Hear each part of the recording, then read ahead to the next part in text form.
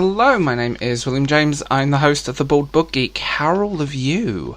I go through a phase of rereading some of my favourite books, and I always have done this. I go through a lot of interesting little bubbles of my favourites, and winter and autumn tend to bring that, and I thought I would go back and I revisited To Kill a Mockingbird by Harper Lee. Harper Lee only wrote one book, and this is where we're going to get complicated, because Go Set a Watchman is not the sequel to To Kill a Mockingbird. Go Set a Watchman is the first draft. The publisher liked it, but was more interested in the children's story, and I also see this interesting little weird bubble of people who say that the main character is ignorant and they try to look at the character through adult eyes, and it doesn't work that way. The characters of the book are clearly age-defined and clearly work in those bubbles. To Kill a Mockingbird, I think, is still one of my favourite pieces of sort of American literature, and it deals with serious issues, and it deals with it through the eyes of a very innocent child, Jean Louise Finch, and her ignorance as a child. It isn't ignorance, it's just a child's eye. So a black man is accused of raping a young white woman. We all know how it goes, we all know the story, but you see it through the eyes of the child, and it's told with warmth and humour that sometimes the justice system isn't fair, that not everyone wins, not everyone it's not about that. By the end of the book, she's fundamentally a different character, and kind of a little bit of her innocence is lost. And I still want her father as my father, but that's a whole different thing.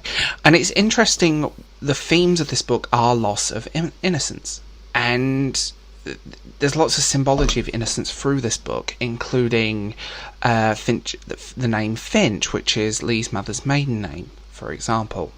The mockingbird is also another symbol of innocence. It's a sin to kill a mockingbird. It also deals with grief, tragedy, and every emotion under the book, but all through a child's perspective. And you come out of it just somewhere in between wanting a hug and,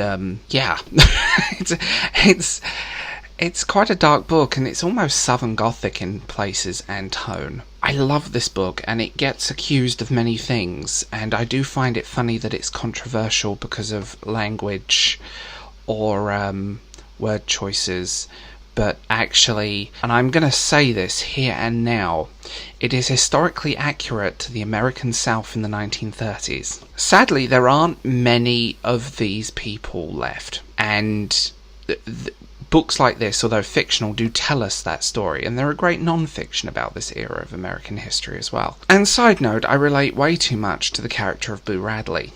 I do. But yeah, you have this beautifully written, lyrical Southern Gothic through the innocence of a child's eye. You're learning with her. She's learning as she goes. This book gets put in every genre possible. Some people call it literary fiction, some people call it children's fiction, some people call it Southern Gothic, some people call it boho fiction, some people call it hick lit. There are countless others that would call it. Lee herself used the term Gothic to describe Makeham's courthouse, and it's a repeated word throughout the book. So I always just put it in to that bubble. I love the way that it deals with the sort of racial injustice and the southern life of the era. Again, these people don't really exist anymore. They're a dying breed. There aren't many left. If they are, they're very elderly, or they were just born to the end of it.